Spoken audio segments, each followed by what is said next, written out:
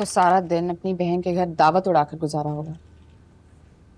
मैं यहाँ सुबह से भूखी प्यासी बैठी हूँ, किसी को परवाह ही नहीं है। ना पूछा कि कुछ खाया है या कुछ खाना है। लगता है खूब कान भर के भेजा है तुम्हारी बहन ने मेरे खिलाफ तुम्हें। वैसे भी आग लगाने में तो वो माहिर है।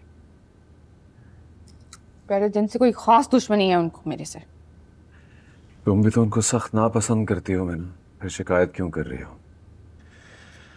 और वैसे भी बकौल तुम्हारा उनसे कोई ताल्लुक है नहीं, इसलिए बेहतर होगा उनकी बात ना ही करो। बहुत बदतमीजी की है तुमने उनसे। अपने भाई के घर आई थी वो।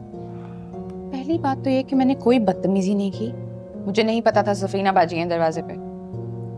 और दूसरी बात ये कि जब तक मैं इस घर में हूँ मेरी इजाजत से ही यहाँ कोई आएगा या जाएगा, चाहे वो तुम्हारी सफीना बाजी हो या प्यारी सुरैया खाला।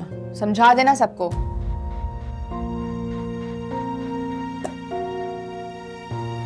क्या तुमने सुरैया खाला से भी बदतमीजी की है? बिना कुछ उनकी उम्र का लिहाज ही कर लो।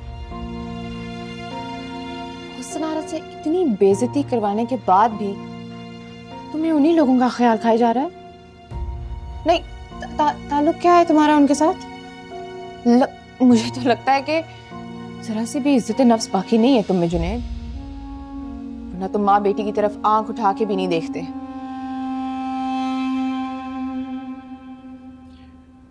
सुरैया खाला मेरी माँ की बहुत अजीज सहेली थी।